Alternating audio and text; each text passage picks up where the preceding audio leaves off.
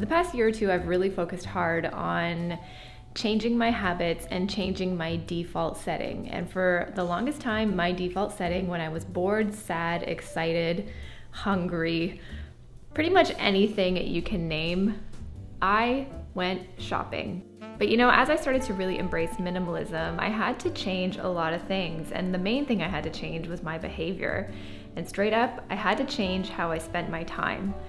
So today I am filming a video that's going to be called something like Things I Do Instead of Shopping, essentially things that I replaced shopping with.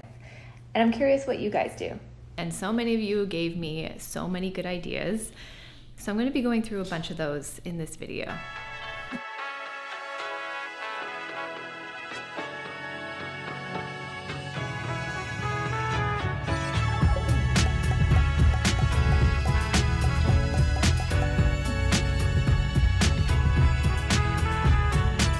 The thing is, when it comes to shopping, it's more often than not a distraction, and we're all probably spending money and time that we could be spending on something else that's a little more, you know, nurturing to us.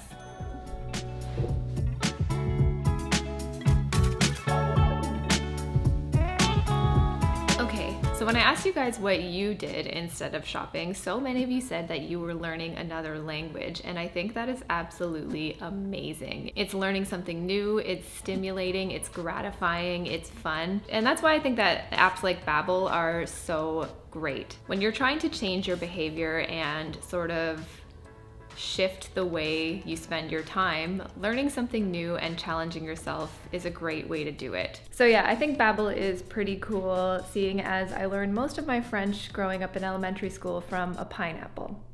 Merci, monsieur. Comment below if you know the great ananas. I know, that was a very niche Ontario thing. So since my main source of French education did come from a pineapple, I thought it would be a good idea to sort of brush up on my French skills.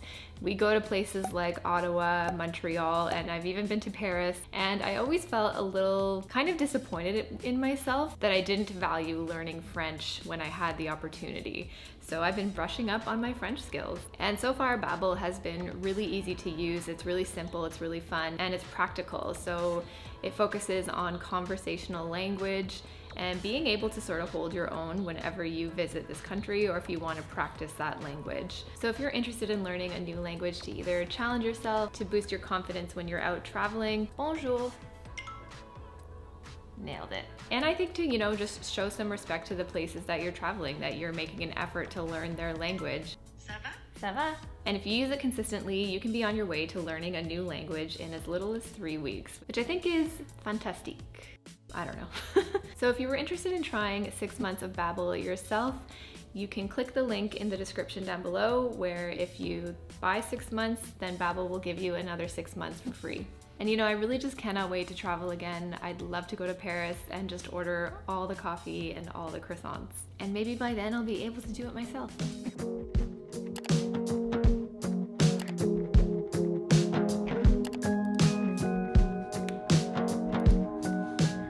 See, the difficult thing about stopping shopping and catching yourself shopping is being constantly mindful of what you're doing and why you're doing it. But I think the thing to keep in mind with all of this is that you deserve to do something that is good for you. And shopping isn't always. Sometimes it makes you feel about yourself. Sometimes it pushes you to put something on a credit card that you might not be able to pay for in full right away. It adds to more clutter.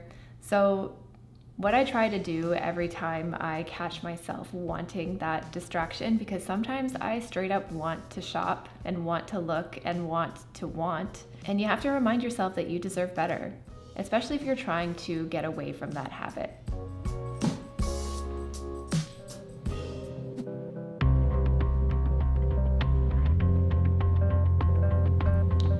I mean, yeah. Guess what?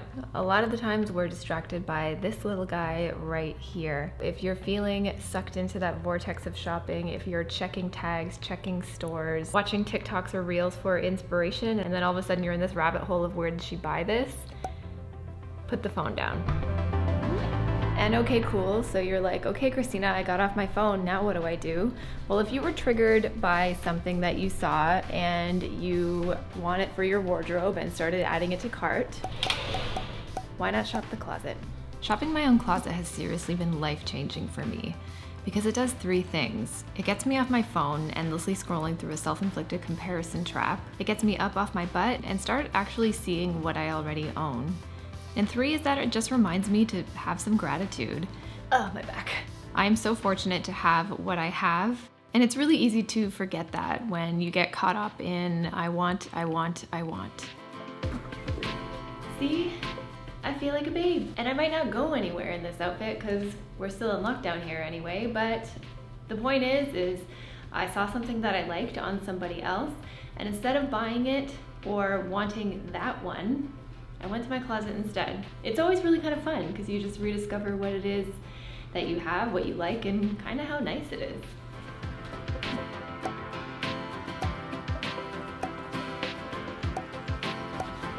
I always get deodorant on my workout gear.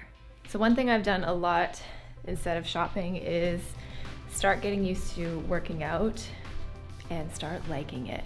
And by the way, it just feels nice. It's nice for my body, it's nice for my mind, it's nice for my digestion. Not only just does it make me completely feel reset and feel better, but I'm just doing something nice for my body and for my mind.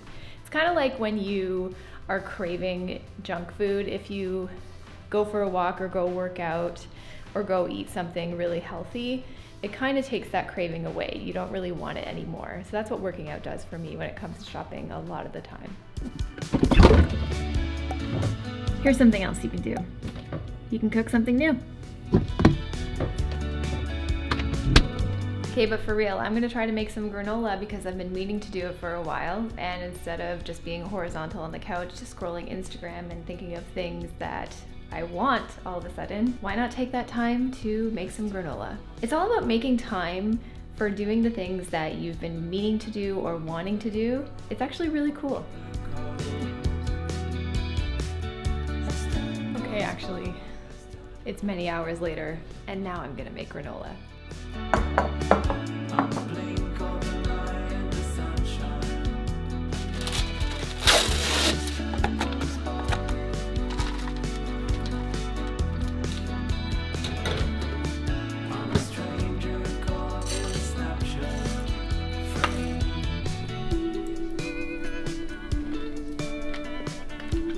Hot, but good. Another thing I do a lot now is just simply tidy up. I love to take 10, 15, 20 minutes to make the bed, put away laundry, do any dishes that have been sitting there for a little bit too long. But if you catch yourself a little bit bored, a little bit tempted, there's always something that's waiting for us to get done. So shifting that energy from something that is really taking away your time and your attention and putting your energy back on something as simple as tidying, the end result always just feels better. When things are neat and tidy, I feel like that's when I want to be less distracted. If my space is in chaos, then I often feel overwhelmed and don't want to do anything, and I would often just default to scrolling and shopping because I wanted to escape. I wanted to be distracted from all the other tasks that were piling up for me to do. But if you put the phone down, get up and just start doing one bit at a time, maybe commit to 10 minutes and see how much more you can do. When you create a tidy and calm space, for me anyway, that really translates to a calm and tidy mind. And I often forget why I wanted to shop by the end of it.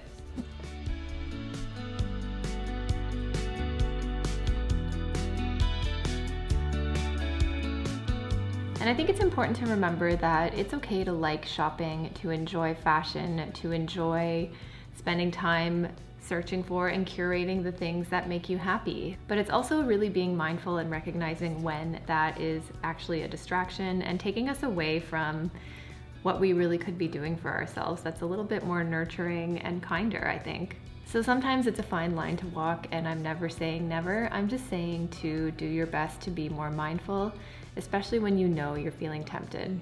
For me, shopping used to be a hobby. It was a way that I spent my time because I didn't know how to spend my time any other way, or really I didn't want to. When you're trying to shop less, save more, and stick to your financial or any other goal that you might have, it really does demand a behavior shift, and it demands a sort of reset of your default setting. And the more you dive into things that you're interested in, that isn't shopping, that isn't that thing that you're trying to change, the more you learn about yourself and the more you grow, whether it be learning a new language, whether it be working out, whether it be cooking something new, reading a book, taking a course. There's so many things that I have done and that you guys have shared that you've done to replace the habit of shopping and give back to yourself with something new. So let me know some things that you've done to stop shopping and learn and do something new. How do you spend your time nowadays? Thanks so much for watching, guys, and I'll see you in the next one. Bye.